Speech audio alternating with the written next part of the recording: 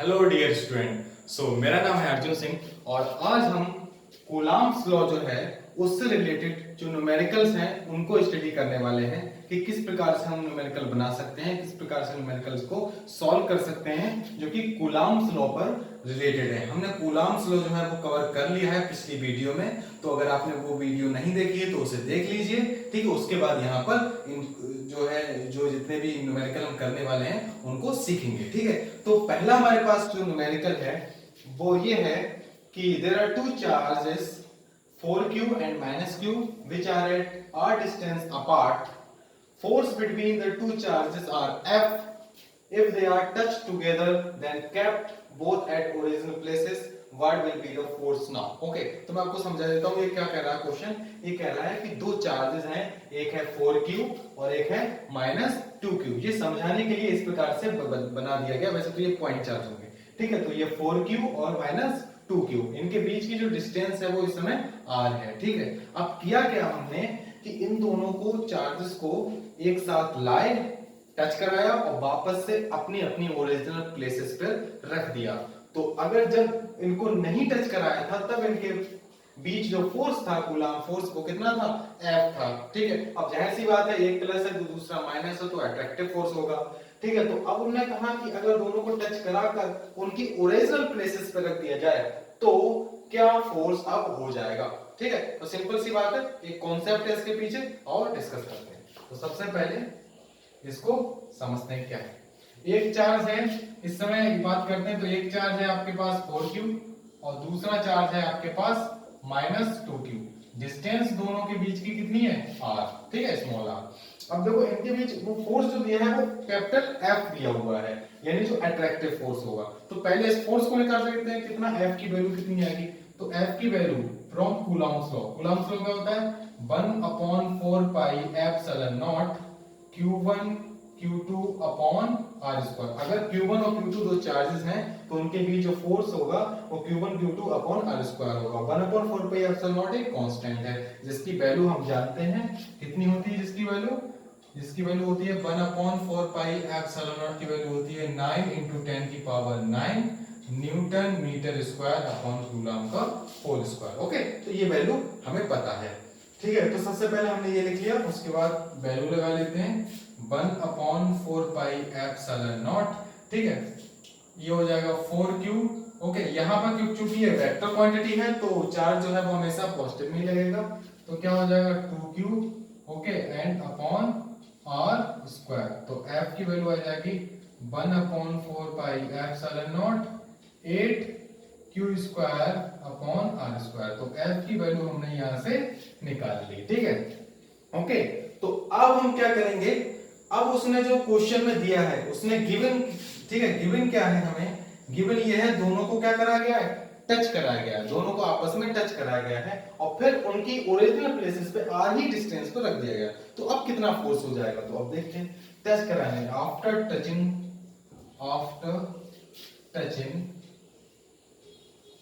Each other, okay, what will be the charges. Okay, देखो कौन कौन से चार्जेस होंगे। इधर क्या हो जाएगा, देखो बहुत सिंपल सी ट्रिक है, समझ लीजिए। यहाँ पर 4q है, यहाँ पर -2q, तो इधर जो चार्ज आएगा और इधर, क्योंकि उसने कहा ओरिजिनल प्लेसेस पर रखें तो हम कोई ओरिजिनल प्लेसेस इसकी जो है प्लेस बना देते हैं इधर r डिस्टेंस पर। अब देखो ये चार्ज है और ये चार्ज बदल जाएंगे दोनों, क्या हो जाएगा? ये 4q है, ये 2q है। क्योंकि आप जानते हैं जैसे गर्म पानी और ठंडे पानी को मिलाओगे तो क्या होगा, गर्म पानी से ठंडे पानी की तरफ क्या होगा, ताप जाता है, टेम्परेचर जाता है, इसी हिसाब से चार्ज भी फ्लो होता है, ज्यादा पोटेंशियल से लो पोटेंशियल की ओर, ठीक है। तो यहाँ पर क्या हो जाएगा, यहाँ पर हो जाएगा 4q, दोनों ऐड हो जाएंगे, 4q प्लस -q और अपॉन 2, ठीक है, दोनों का अरिथमेटिक नहीं निकल जाएगा। तो 4q, सॉरी ये हो जाएगा 2q, तो 4q में से 2 गया कि 2q हो जाएगा, 2q, तो ये हो जाएगा 2q अपॉन 2, यानी ये आ गया q। ओके, अगर ये q है तो ये डायरेक्टली क्या हो जाएगा, -q, क्योंकि पेयर में रहेगा, तो ये क्या हो जाएगा -q। अब क्या हो गए, चार्जेस हो गए q एंड -q। इसको सॉल्व कर लेते हैं, देखते हैं क्या आएगा, ठीक है। तो इसको सॉल्व करते हैं। ओके, तो अब आ गया q एंड -q, तो दोनों को जोड़ा और उसके बाद डिवाइड कर दिया, किससे? 2 से, दोनों ऐड करके डिवाइड कर दिया 2 से। अब देखते हैं क्या होगा यहाँ पर। अब फिर से हम कूलम्स का लॉ लगाएंगे, ठीक है, from Coulomb's law, from Coulomb's Coulomb's law क्या होगा, देखो एफ डैश, अब क्या हमने एफ डैश कर लिया है क्योंकि कुछ फोर्स बदल गया होगा, तो एफ डैश की वैल्यू क्या हो जाएगी 1/4 पाई एप्सिलॉन नॉट। अब चार्ज क्या है q एंड इनटू q और अपॉन डिस्टेंस r, तो एफ डैश आ जाएगा, अब कितना आ जाएगा 1/4 pi epsilon naught q square upon r square. अब देखो इसको इक्वेशन आप मान लो फर्स्ट, इसको इक्वेशन मान लो आप सेकंड, ठीक है। तो ये कितने टाइम्स हो जाएगा, अब देखो ये हमारे पास फोर्स पहले था जब इनको टच नहीं कराया था, ये आफ्टर टचिंग हो गया, तो अब दोनों क्या कर दो डिवाइड करो तो हमें पता चल जाएगा अब कितना फोर्स होगा, ठीक है। सो इक्वेशन 1 अपॉन इक्वेशन 2, ठीक है, इस करेंगे तो क्या आ जाएगा f upon F dash, left hand side में उधर क्या आ जाएगा 1/4 pi epsilon not 8q square upon r square, और डिवाइड में क्या आ जाएगा 1/4 pi epsilon naught q square upon r square. इससे ये कैंसिल हो गया, q स्क्वायर अपॉन r से q square upon r cancel हो गया, तो क्या आ गया यहां पर आ जाएगा आपका f upon f dash equal to 8। Okay, तो f डैश क्या आ जाएगा f अपॉन 8। ओके, तो ये रिलेशन आ गया, ठीक है। तो ओवरऑल इसका आंसर जो आया, ओवरऑल आंसर आया f dash equal to f upon 8, ये इसका आंसर आ गया कि उसका 8th टाइम होगा जो एक्चुअल फोर्स था, ठीक है। तो ये जो था वो सिंपल सा क्वेश्चन था, ठीक है। तो अब नेक्स्ट क्वेश्चन देखते हैं। ओके, तो देखते हैं नेक्स्ट क्वेश्चन क्या है। नेक्स्ट क्वेश्चन आपके सामने लिखा हुआ है कि कह रहा है there are two charges where q1 is equal to 2 microcoulomb and q2 is equal to 3 microcoulomb, और दो पॉइंट्स दिए हैं आपको, कोऑर्डिनेट दिए हैं, ठीक है। जैसे 3D में x y z 2, 3, 4 एक पॉइंट दिया है और 5, -4, -3 दूसरा पॉइंट दिया है। आपको इन दोनों पॉइंटों के बीच कह रहा है represent the force between these two points in vector form, ठीक है। कूलम्स का वेक्टर रिप्रेजेंटेशन यहाँ पर उसका यूज करना पड़ेगा, ठीक है। तो सबसे पहले स्टार्ट करते हैं, ठीक है। कैसे करेंगे इस क्वेश्चन को, देखो सबसे पहले आपके पास दो क्या है, एक प्रकार से कहें, देखो ये डिस्टेंस यहां से दे रखी है किसी भी स्पेस में, ठीक है, एक्स वाई जेड और वहां पर, ठीक है। तो ये डिस्प्लेसमेंट हम निकाल सकते हैं कैसे, आप देखो सबसे पहले इसका वेक्टर लिखोगे इस पॉइंट का, जैसे पॉइंट आपको लिखा है 2, 3, 4, ठीक, और दूसरा पॉइंट दे रखा है b 5, -4, -3। तो सबसे पहले हम समझ लेते हैं, क्योंकि यहाँ पर जो वेक्टर रिप्रेजेंटेशन आएगा कूलम्स लॉ को, तो उसको थोड़ा समझ लेते हैं। देखो वेक्टर रिप्रेजेंटेशन क्या होता है कूलम्स लॉ, कि जैसे अगर आपके पास दो पॉइंट है, एक पॉइंट ये है और एक पॉइंट ये है, यहाँ पर कोई चार्ज जैसे मान लो q1 रखा है, यहाँ पर q2 रखा है, ठीक है, और इन दोनों के बीच की जो डिस्टेंस है, ठीक है, वो कुछ है जैसे कि मान लो r है, ठीक है। तो इनके बीच जो फोर्स लगेगा, ठीक है, इनके बीच जो फोर्स लगेगा, तो अगर इधर से डिस्टेंस को देखें तो r12 होगी, ठीक है, उधर से देखें तो क्या हो जाएगी r21 हो जाएगी। सिंपल सी बात है, ये थोड़ा फंडा है, इसको समझ लेते हैं। तो देखो जैसे अगर हमें लिखना हो, अगर यहाँ पर दो चीजें हैं, अगर ये दोनों चार्जेस सेम है, प्लस प्लस माइनस माइनस, तो क्या होगी प्लस माइनस, तो दोनों में डिफरेंस है। तो देखो स्टार्ट करते हैं, F12 vector simple 1/4 pi epsilon not q1 into q2 upon r। अगर देखो दोनों अगर सेम है, तो अगर ये 1 2 है तो ये क्या हो जाएगा 2 1, ओके, 2 1 का स्क्वायर इंटू r2 1 कैप, ठीक। बहुत महत्वपूर्ण ये टॉपिक है, समझ लीजिए से कि अगर दोनों चार्ज सेम है तो जो अगर 1 2 है तो 2 1 आएगा। उसका कारण क्या है, क्योंकि जब भी दो चार्ज सेम होते हैं, प्लस प्लस या माइनस माइनस, तो या तो प्लस होंगे या फिर माइनस माइनस, तो उनके बीच क्या होगा रिपल्शन होगा। तो रिपल्शन से अगर ये फोर्स जैसे अगर q1 q2 पे लगाएगा तो वो इधर लगाएगा, ठीक है, इधर लगाएगा, अपनी ओर नहीं खींचेगा, दूसरी ओर खींचेगा, लेकिन डिस्टेंस कौन सी ले लेंगे, ये वाली, ठीक है। तो अब ये अगर फोर्स लगाएगा तो क्या लगाएगा F2 1, ठीक है, किसने 2 बैन, और डिस्टेंस क्या लेंगे 1 2, तो इसीलिए ये उल्टा हो जाता है, ठीक है। और अगर हम यही लें 2 1 वेक्टर तो क्या हो जाएगा 1/4 pi epsilon not q1 q2 upon r12 का whole square into r21 cap. Cap आप जानते हैं, ठीक है, ये जो कैप है वो डायरेक्शन बताता है, ठीक है, और इसे हम जो आइडेंटिटी जो है वो वेक्टर भी कहते हैं, ठीक है। तो इसको हम समझेंगे, ठीक है, क्या होता है। तो ये तो फोर्स का रिप्रेजेंटेशन देख लिया, इसका मतलब हमें क्या चाहिए r21 चाहिए और r12 चाहिए, ठीक। हमारे पास r1 दिया है और r2 दिया है, ठीक है। तो हमारे पास गिवन क्या है, हमारे पास गिवन है, देखो चार्ज तो गिवन है, उनकी कोई प्रॉब्लम नहीं है। सबसे पहले r1 क्या दिया है, r1 उसको अगर स्पेस में i cap j cap k cap की फॉर्म में लिखोगे तो क्या लिखोगे 2i cap plus 3j cap plus 4k cap. r2 क्या लिखोगे, r2 लिखोगे ये वेक्टर है, ठीक है, r2 लिखोगे 5i cap minus 4j cap minus 3k cap. अब देखो सिंपल, कुछ नहीं बचा इसमें। अब देखो क्या करेंगे, हमें तो चीज निकालनी है r12 और r21। तो r12 क्या होगा, देखो वेक्टर में मैथ्स में, ठीक है, या फिर फिजिक्स में भी पढ़ा होगा कि अगर r12 में निकालना है तो हम करेंगे r2 माइनस r1, लास्ट वाले में से पहला वाला नंबर यहां घटाया जाता है। तो r2 कितना है, r2 है हमारे पास 5i cap minus 4j cap minus 3k cap, okay, minus r1 कितना है 2i cap, okay, plus 3j cap plus 4k cap, okay. तो इसको फटाफट से घटा लेते हैं, तो क्या हो जाएगा, सब्ट्रैक्ट कर लेते हैं 3i कैप, ओके, माइनस का 7j कैप एंड माइनस का 7k कैप। तो ये आ गया r12। अब क्या निकालेंगे r21, बस ये दो चीज निकल जाए, उसके बाद तो सिर्फ रखना ही है। उसके बाद क्या हो जाएगा ये r1 माइनस r2, ठीक है, ये तो समझ गए। इसलिए ये डिस्प्लेसमेंट वेक्टर होता है, ठीक है। तो r1 क्या है हमारे पास 2i cap plus 3j cap plus 4k cap, और r2 जो है हमारे पास वो है 5i cap minus 4j cap minus 3k cap, ठीक है। तो फटाफट कर लेते हैं इसे, माइनस का 3i cap, okay, and plus का 7j कैप एंड प्लस का 7k कैप। तो ये आपका r21 हो गया, ठीक है। तो r12 r21 दो चीजें निकल चुकी हैं। अब फटाफट से इन दोनों में लगा दोगे, f12 और f21 निकल आएगा। तो f12 क्या हो जाएगा, f12 निकालेंगे। देखो कैप जो होता है, कैप जो होता है वो क्या होता है, वेक्टर अपॉन उसका मैग्नीट्यूड, ठीक है। जैसे अगर r21 कैप है तो r21 वेक्टर अपॉन उसका मैग्नीट्यूड, ठीक है। तो अगर मैग्नीट्यूड तो ये है, अगर इसको वापस से लिखोगे तो r21 कैप इक्वल टू हो जाएगा r21 वेक्टर अपॉन r21, ठीक है। तो यहाँ q हो जाएगा, यहाँ भी q हो जाएगा, ठीक है, r21 की पावर q, r12 की पावर q, ठीक है। तो 3 हो जाएगा ये पावर, तो ये हो जाएगा 1/4 पाई एप्सिलॉन नॉट।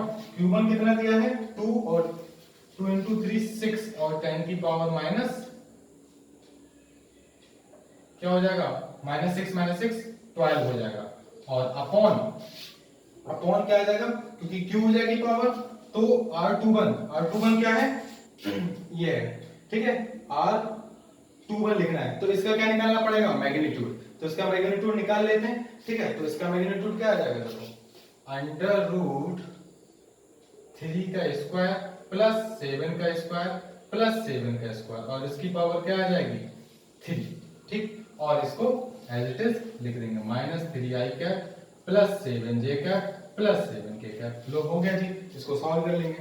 अगर f21 निकालें तो 1/4 पाई एप्सिलॉन नॉट 6 into 10 की पावर माइनस 12, इसको भी सेम सॉल्व कर लेंगे, 3 square plus 7 square plus 7 square की पावर q, और इनटू ये r12 था तो 21 कितना है r21, ठीक है, यहां से निकाल लेंगे। तो ये क्या हो जाएगा, ये एक्चुअली क्योंकि हम 12 निकाल रहे थे तो 21 वाला आएगा, ठीक है।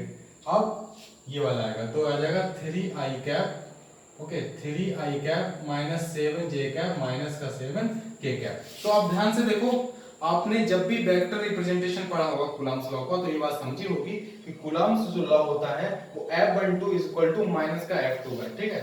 F12 vector equal to minus का F21 वेक्टर, दोनों वेक्टर जो है न्यूटन के थर्ड लॉ को जो है वो अप्लाई करते हैं, उसको आधारित होते हैं, ठीक है। तो F12 इक्वल टू माइनस का F21 हो जाएगा, ठीक है। तो ये हमने ये सीखा।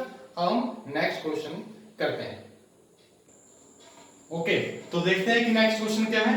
नेक्स्ट क्वेश्चन है ये हमें एक स्क्वायर दिया हुआ है, इसकी साइड है a, ठीक है। चारों साइड क्या हो जाएंगी, a हो जाएंगी, और इसकी चारों कोनों पे यानी 4 जो कॉर्नर होते हैं स्क्वायर में, उन पे q q q q, ठीक है, सभी पे q q q q charge रखा हुआ है।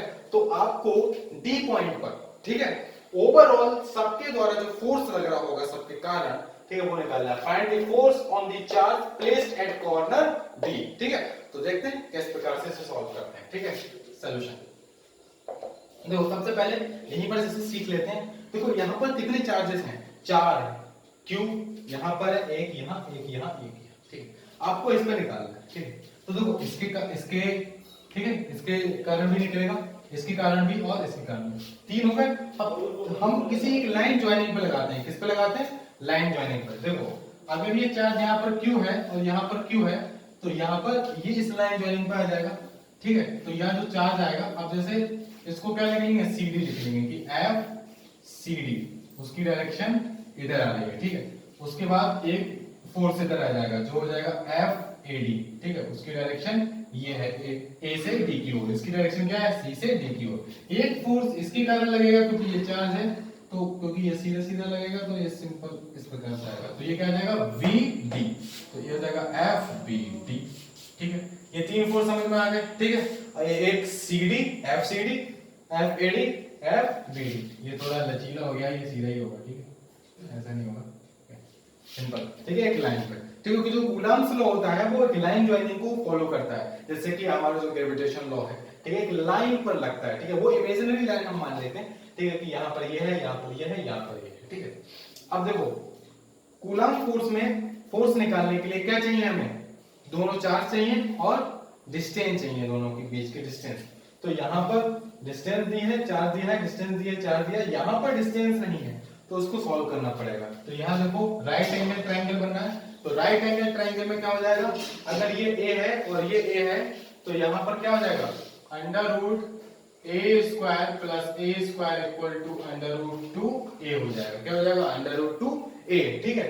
तो यहाँ पर हमें भी डिस्टेंस पता चलेगी, ठीक है, तो हम फटाफट निकाल सकते हैं, ठीक है। तो तीनों डिस्टेंस को, तीनों फोर्सेस को सबसे पहले निकाल लो, ठीक है। किसको निकालो, सबसे पहले FCD को, तो FCD क्या हो जाएगा, 1/4 पाई एप्सिलॉन नॉट, क्या हो जाएगा, Q into Q upon A, तो 1/4 पाई एप्सिलॉन नॉट Q² और अपॉन A², ओके।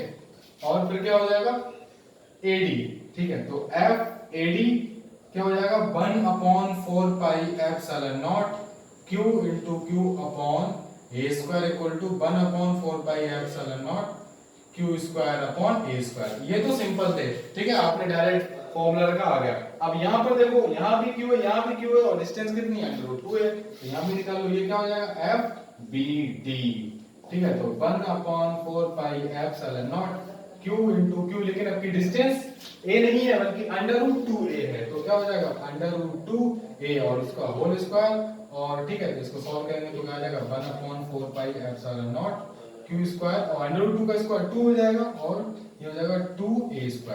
अब देखो हम तब तक इस फोर्स का जो है रिजल्टेंट जो है वेक्टर नहीं निकाल सकते, क्योंकि 3 वेक्टर हैं, जब तक कि हमें क्या ना पता हो, मतलब जब तक एक लाइन पे ये तीनों फोर्स ना आ जाए। तो अभी इस पर है, ये इधर है, ये इधर है, ठीक है। तो इस लाइन पे ले आते हैं तीनों को।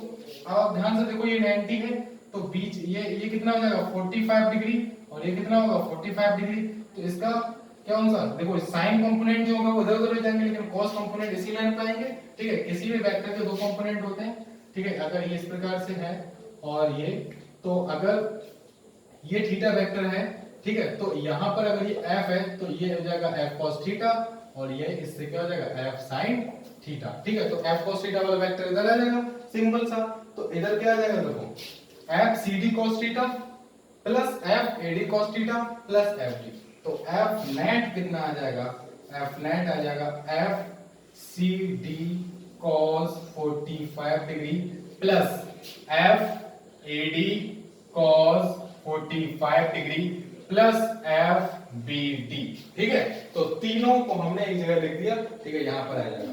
अब देखो एफ सी डी क्या आ जाएगा, एफ सी डी हमें दिया हुआ है 1/4 pi epsilon not Q square upon A square. ठीक है, और cos 45 की वैल्यू होती है 1/√2 प्लस एफ ए डी क्या हो जाएगा 1/4 pi epsilon not Q square upon A square. cos 45 होता है 1/√2 और एफ बी डी क्या है plus 1/4 pi epsilon not Q square upon 2 A square. अब जो भी इनमें कॉमन दिख रहा है उसको निकाल देते हैं, तो वो 1/4 pi epsilon not Q square upon A square common बाहर निकाल दो। ठीक है, तो क्या हो गया 1/4 pi epsilon not Q square upon A square, अंदर बचा 1/√2 प्लस 1/√2 एंड प्लस 1/2। इसको थोड़ा और सॉल्व कर लो। 1/4 pi epsilon not Q square upon A square. Okay, ये हो जाएगा 2/√2 प्लस 1/2। ठीक है, ये इसका फाइनल आंसर हो जाएगा। ठीक है, तो हमने इसको भी सॉल्व कर लिया। ठीक है, तो देखते हैं नेक्स्ट क्वेश्चन क्या है।